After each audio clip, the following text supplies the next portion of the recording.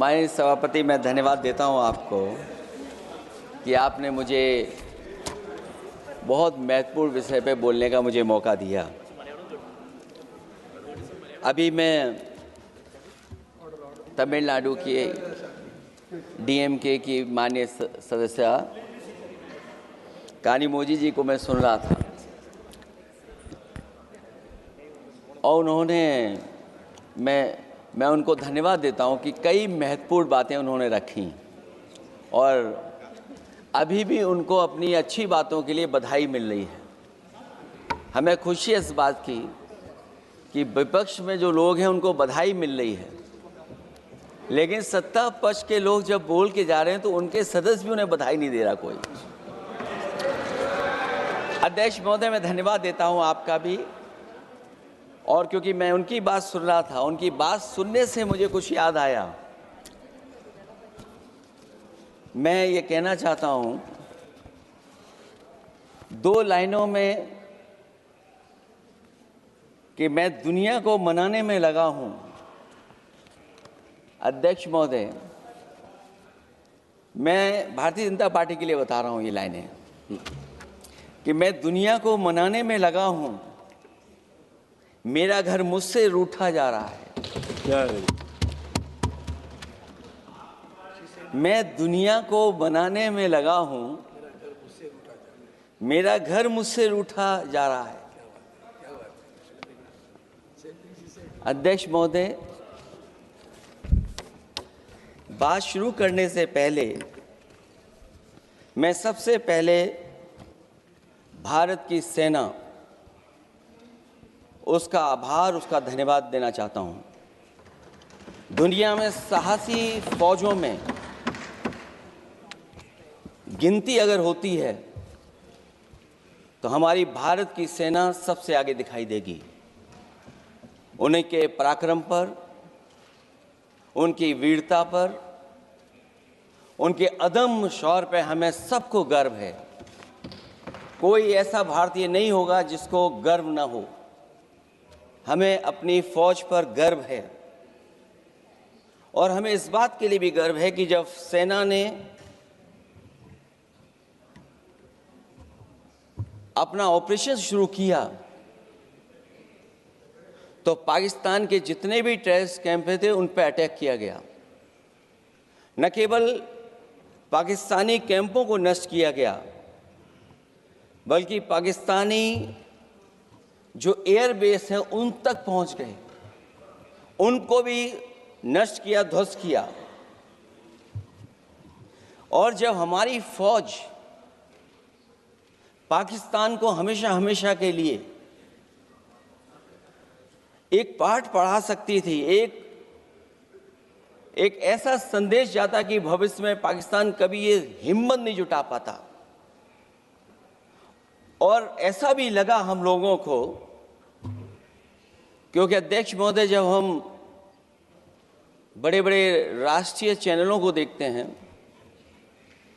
तो उन चैनलों से ये लग रहा था कि कराची हमारा हो गया है, लाहौर हमारा हो गया है। किसी चैनल ने किसी को ये भी बताया कि हमने उनको पकड़ भी लिया है। जो कमेंट्री, जो विजुअल्स थे, वो ऐसा लग रहा था कि अध्यक्ष महोदय अब पीओके हमारा हो जाएगा। हालांकि सरकार के इंजनों को मैं टकराता हुआ देखता हूं। हो सकता है ये मेरा भ्रम हो,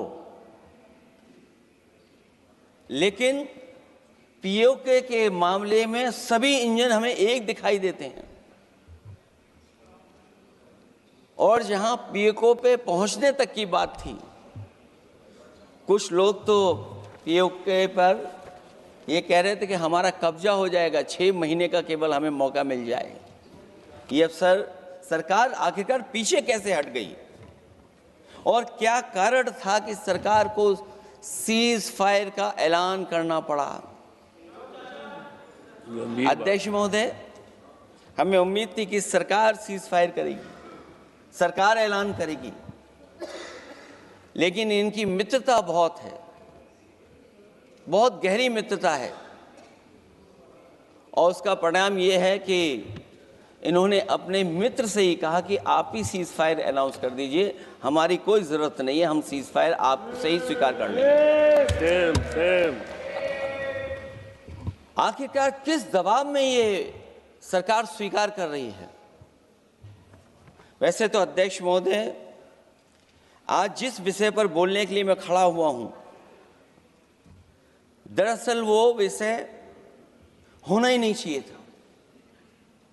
ये दुर्भाग्यपूर्ण है कि आजादी के इतने साल बाद भी ऐसे मुद्दे बने हुए हैं। ये बात अध्यक्ष महोदय पक्ष विपक्ष की नहीं है, देश की सुरक्षा की है, जनता के जीवन और रक्षा की है। हम सब मिलकर के कोई ऐसी नीति रणनीति बनाते क्यों नहीं है जिससे सीमाएं हमेशा हमेशा शांत रहें। लेकिन पहलगांव की घटना ने साबित कर दिया है कि लापरवाही देशवासियों की जान ले सकती है। और अभी जब मैं सुन रहा था और बहुत ही उत्तेजित भाषा में जब जवाब मिल रहा था, उत्तेजित भाषा इसीलिए बोल रहे हैं कि जनता सम्मोहित हो जाए, जनता स्वीकार करने लगे। लेकिन सच्चाई ये नहीं है। आप कितना भी उत्तेजित बोलें, देश की जनता समझ रही है। ये सही है कि जनता के इमोशंस का लाभ आप उठा रहे हैं शासन करने के लिए। जनता का इमोशन का लाभ उठाती है सरकार। मुझे याद है कि जिस दिन पहलगाम हमला हुआ, उस दिन वहां का हर पर्यटक पूछ रहा था, जो पर्यटक पूछ रहे थे कि खतरों के बीच मेरी रक्षा करने वाला कोई वहां क्यों नहीं था। आखिरकार ये सबके मन में सवाल यही है कि जिस समय घटना हुई, आखिरकार उन्हें बचाने वाला कोई क्यों नहीं था। और जो सरकार ये दावा करती है, 370 के बाद ये कहा सरकार ने कि भविष्य में कोई आतंकवादी घटना नहीं होगी, वहां टूरिज्म बढ़ेगा। जितने लोग वहां गए वो सरकार के भरोसे पे गए थे, वो सरकार के आश्वासन पे गए थे। और आखिरकार सिक्योरिटी लैब्स की जिम्मेदारी कौन लेगा? अध्यक्ष महोदय, सबसे बड़ा सवाल यही है कि सिक्योरिटी लैब्स का रिस्पॉन्सिबल कौन होगा, वो जिम्मेदारी कौन लेगा? और ये जो पहलगांव की घटना हमारे इंटेलिजेंस फेलियर की वजह से है। उन्हें मैदान को खुला छोड़ दिया। वो सरकार जानती होगी कि कितना समय लगा होगा फोर्सेस को आने में। आखिरकार वो जिम्मेदारी किसकी है? और फिर सरकार को ये जरूर बताना चाहिए कि सरकार क्या क्या कदम उठा रही है कि भविष्य में ऐसी घटना ना हो। क्योंकि पहलगांव से पहले पुलवामा भी हुई, और पुलवामा में भी यही बात रखी गई थी कि इंटेलिजेंस फेलियर है। उस समय भी किसकी जिम्मेदारी थी इंटेलिजेंस फेलियर की? किसी को नहीं पता। और अगर इंटेलिजेंस फेलियर पहले था तो पहलगांव में भी वही इंटेलिजेंस फेलियर हम लोगों को और पूरी देश की जनता जानती है आखिरकार जिम्मेदारी किसकी बनती है। जो लोग बड़ी बड़ी बातें कर करके चले गए, कम से कम देश के सामने एक सबसे महत्वपूर्ण सवाल, उसका जवाब सरकार की तरफ से आना चाहिए। क्योंकि हमारी सीमा पर जो सुरक्षा है, जो रक्षा करने वाले हमारे सेना के लोग हैं, वो हमारी सीमाएं सुरक्षित रखते हैं। लेकिन हमारे भारत का क्षेत्रफल क्या है? और सरकार को कम से कम ये जानकारी देनी चाहिए सदन को, देश की जनता को, कि जिस समय सरकार में ये भारतीय जनता पार्टी आई है और आज जब हम सदन में चर्चा कर रहे हैं तो हमारे भारत का क्षेत्रफल क्या है, कम से कम क्षेत्रफल पता होना चाहिए। क्योंकि जब हम सवाल पूछते हैं और जो सवाल पर्यटक पूछ रहे थे कि कुछ ऐसे लोगों को सरकार की ओर से चारों तरफ से चाक चौबंद सुरक्षा घेरा क्यों दिया जाता है, वो जो बाद में ठग साबित होते हैं, जो हमारी रक्षा क्यों नहीं की गई। पहलगाम के दूसरे दिन की जिस तरह की राजनीतिक कार्टून, क्योंकि जिस तरह का लाभ लेना चाहते हैं भारतीय जनता पार्टी के लोग, हम सब ने देखा कि पहलगाम के दूसरे दिन ही जिस तरह का राजनीतिक कार्टून भाजपा के ऑफिशियल हैंडल से पब्लिश किया गया और हमारे द्वारा घोर आपत्ति किए जाने पर हटाया गया, उसने साबित कर दिया कि भाजपा के लोग भी जानते हैं कि दुख की इस घड़ी में उन्होंने देश की भावनाओं के साथ बेहद शर्मनाक खिलवाड़ किया है। भाजपा बताए कि ऐसे संवेदनहीन लोगों के खिलाफ उन्होंने क्या कार्रवाई की है। ये अति गंभीर प्रश्न है कि जिन्होंने अपनों को खोया है उन पर दबाव डाल करके बयान भले बदलवा दिए जाएं, लेकिन भाजपा याद रखें, बयान बदलवाने से सच नहीं बदल जाता है। पहलगांव के शहीद सैनिक की पत्नी द्वारा देश हित में शांति और सौहार्द की अपील करने पर उनसे जिस तरह का दुर्व्यवहार और उपशब्द कहे गए, उससे हर महिला और सच्चा देश प्रेमी बहुत दुखी है, आहत और शर्मिंदा हुआ है। ये सब जानते हैं कि किन लोगों की हरकत थी। इस संदर्भ में और परिप्रेक्ष्य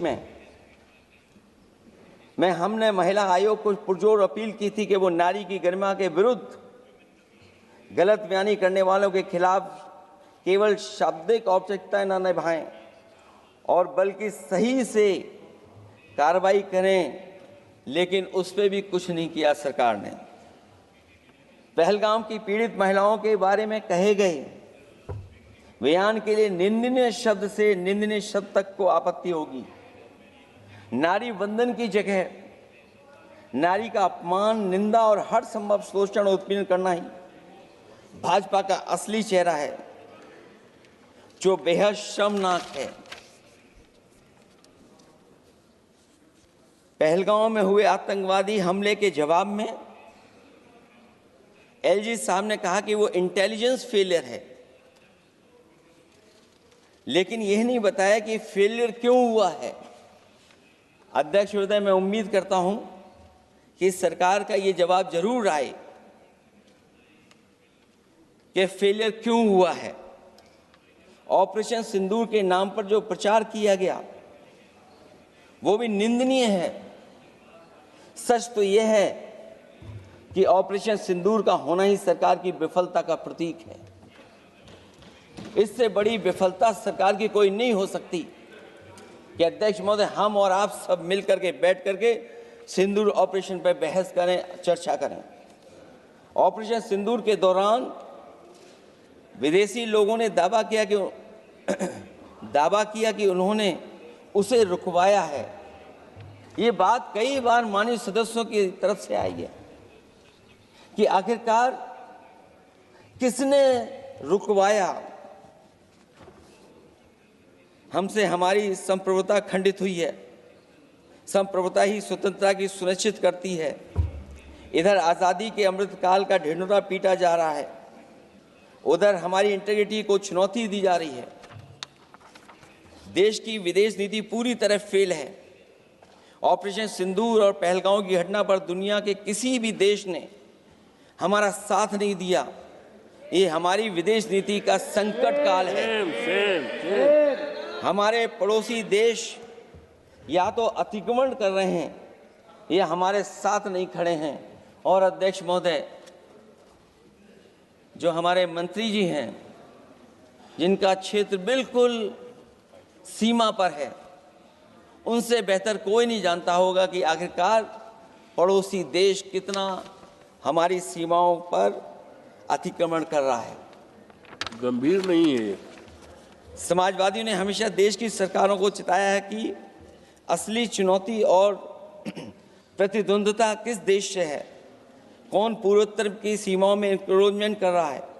सरकार को ऐसे मामलों में साहस और समझदारी से काम लेना होगा, सीमाओं से समझौता नहीं करना चाहिए। आज सरहदों के साथ देश के कारोबार को भी चुनौती मिल रही है।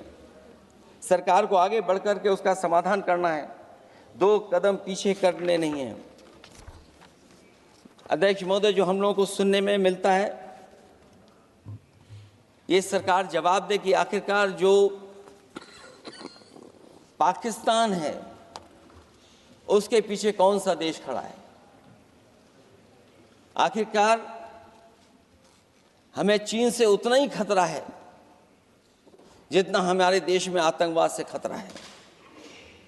सरकार की जो नीतियां हैं, सरकार के जो फैसले हैं, वो कहीं न कहीं ऐसे हैं जो हमारा सीमाओं का अतिक्रमण कर रहा है, उसी की व्यापारिक गतिविधियों में मदद करने का काम करते हैं। सरकार को अपनी आर्थिक नीतियों के लिए गंभीरता से पुनर्विचार करना होगा। हमारा व्यापार कारोबार मजबूत होगा तो कोई हमें चुनौती नहीं दे पाएगा। बात केवल $1 ट्रिलियन की नहीं, बल्कि देश की सुरक्षा और आत्मनिर्भरता की होनी चाहिए। एक तरफ स्वदेशी की नीति को इस प्रकार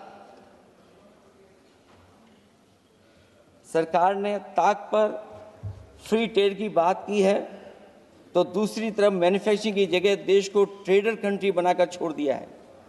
यही देश के बेरोजगारी की वजह भी है।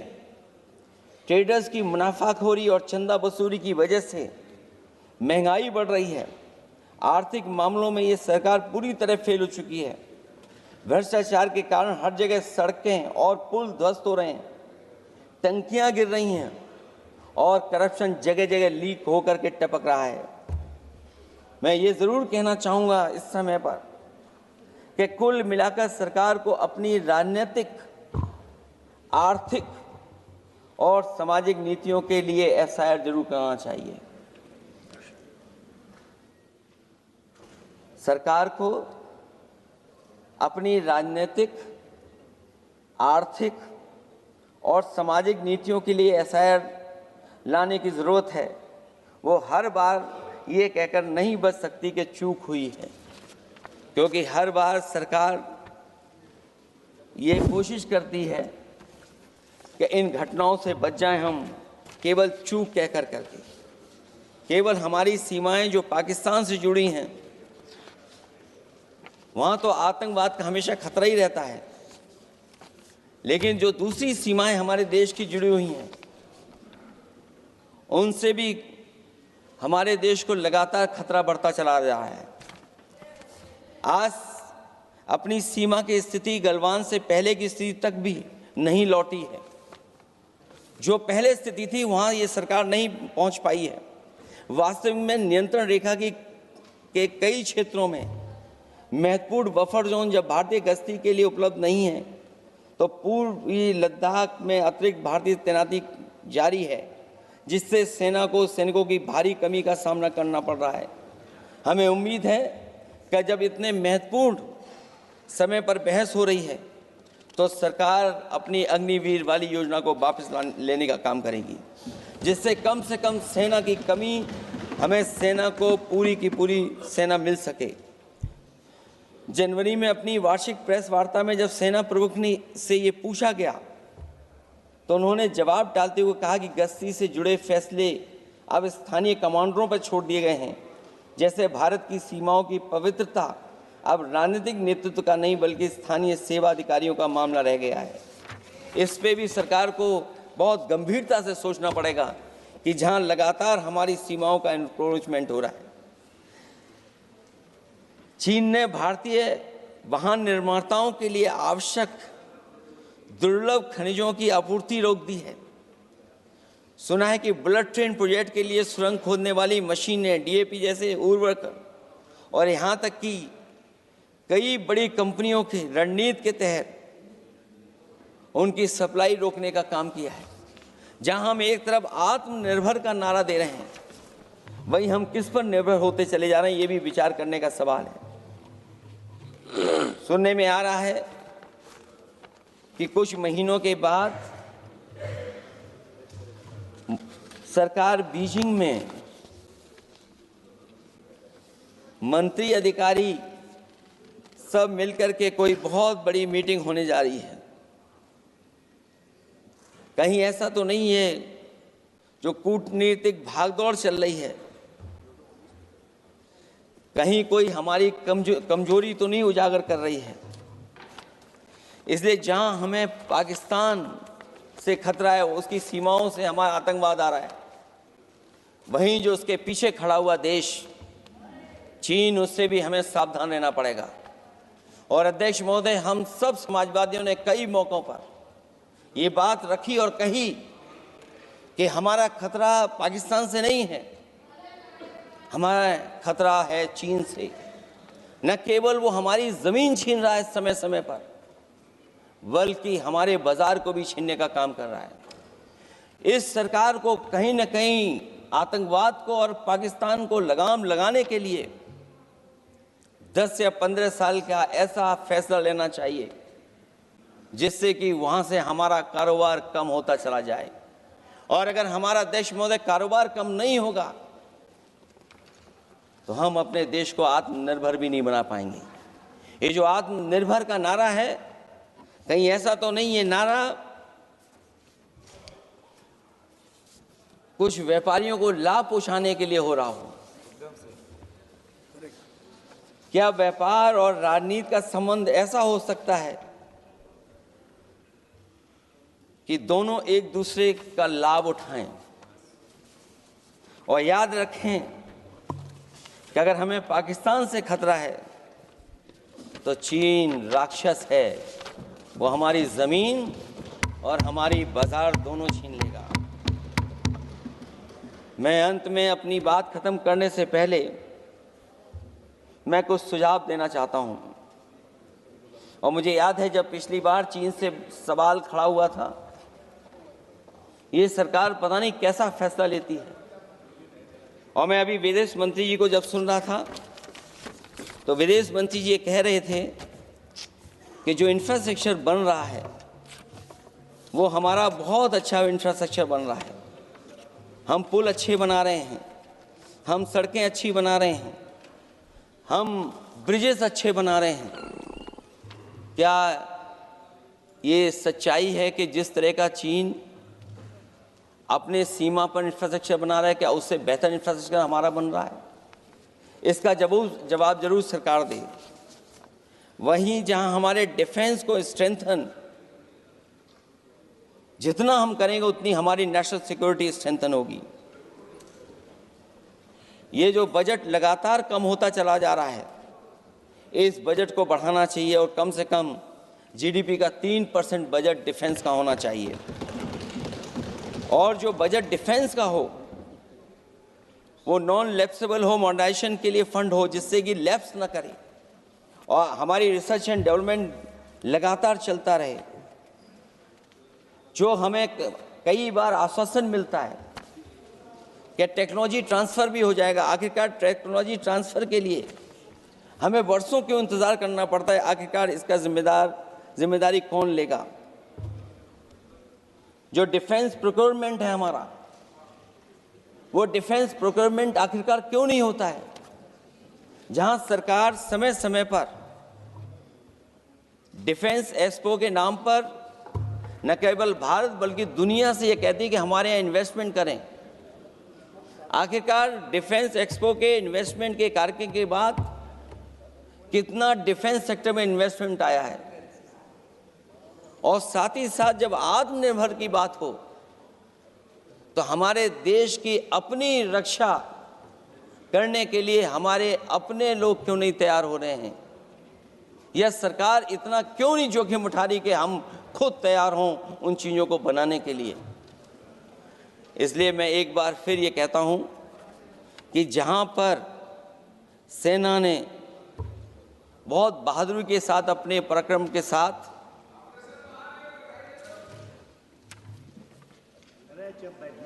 पराक्रम, वीरता और अदम्य शौर्य की जो उन्होंने परिचय दिया, उसके लिए फौज को मैं बधाई देता हूं। लेकिन अभी जब मैं सुन रहा था, ये जो अभी आतंकवादी मारे गए हैं, आतंकवादी मारे जाते हैं, हम सब पक्ष में हैं, लेकिन हर जगह राजनीतिक लाभ आखिरकार कौन उठा रहा है? क्योंकि मैं अपनी बात खत्म कर रहा था, अध्यक्ष महोदय ये पूछ रहे हैं कि आज महादेव ऑपरेशन पे मैं धन्यवाद क्यों नहीं दे रहा हूं। अध्यक्ष महोदय, जिस समय समर्थन की बात आई, पूरे देश के जितने भी राजनीतिक दल हैं वो आपके साथ थे। आखिरकार इनकाउंटर कल ही क्यों हुआ?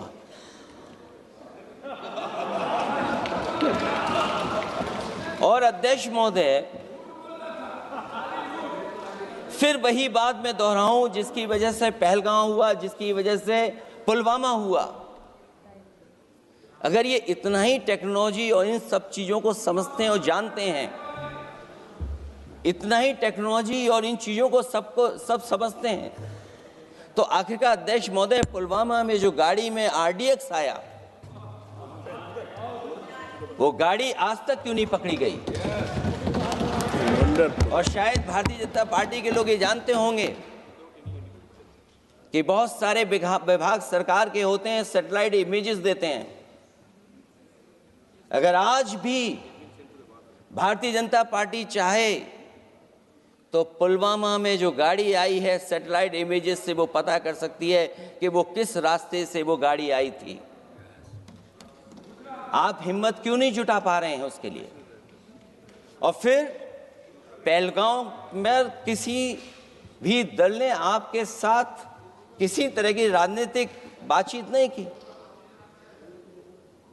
लेकिन राजनीतिक लाभ आपने कांग्रेस पार्टी से भी उठाने की कोशिश की, हमारे से भी उठाने की कोशिश की।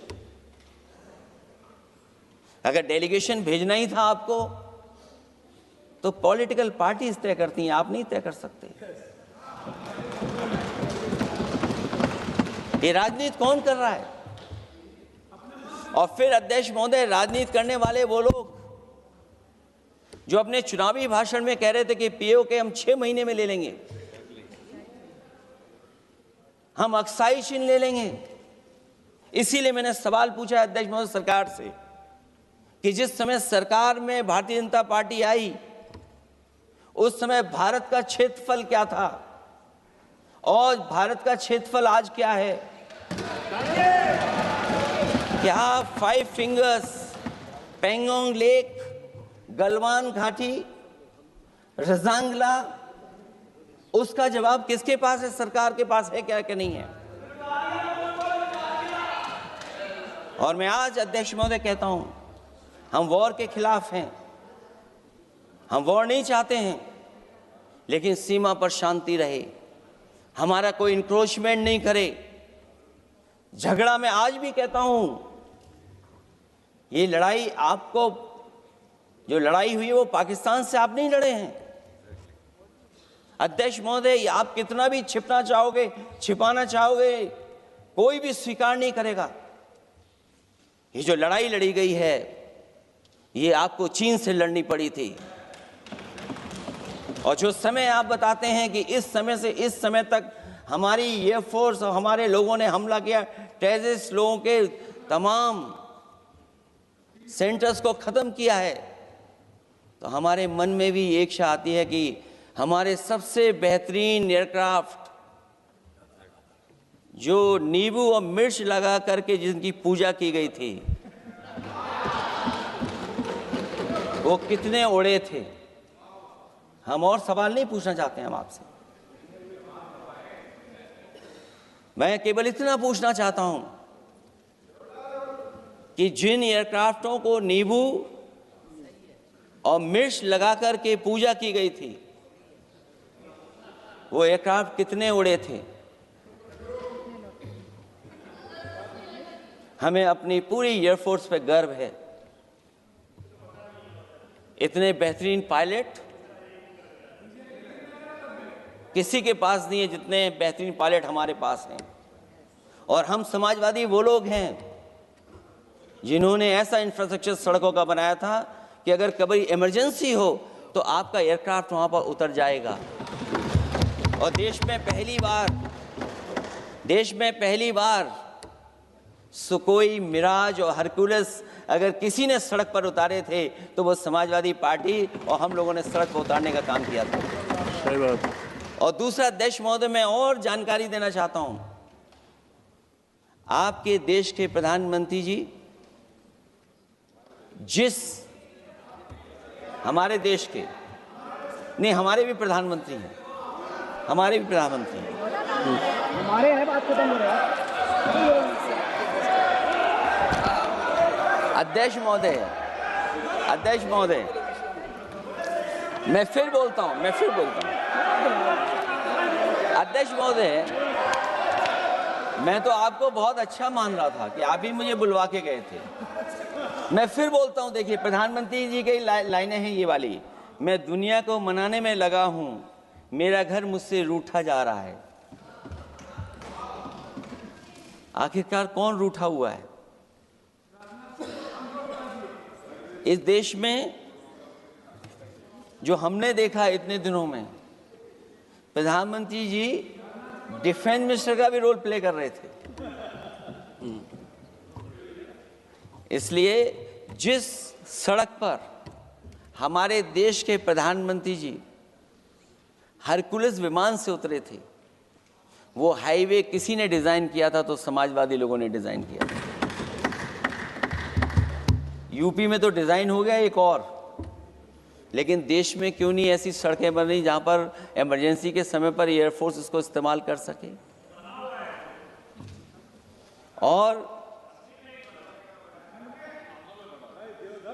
और बनाइए, मैं तो कहूंगा कि और बनाइए, मैं तो कह रहा हूं। और जिस तरीके से हमारी सेना ने जो मुकाबला किया है, सीज फायर के बाद भी ड्रोन आ रहे थे, ये भी सरकार को स्वीकार करना पड़ेगा। आखिरकार सवाल ये है हमारा कि सीज फायर किसके दबाव में किया है और सीज फायर क्यों किया जब हमारी फौज पीओके को भी ले लेती और पाकिस्तान के भी।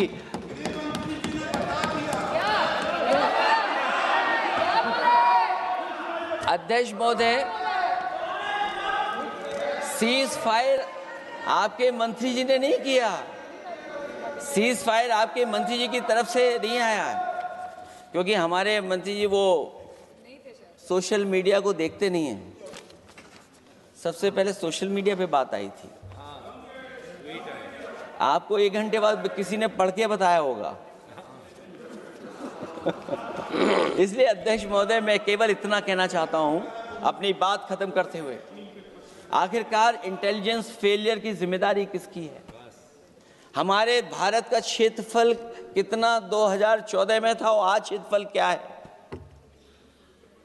और लगातार इनकी सरकार में आतंकवादी घटनाएं क्यों हो रही हैं? और हमारे देश को खतरा पाकिस्तान से तो है ही है,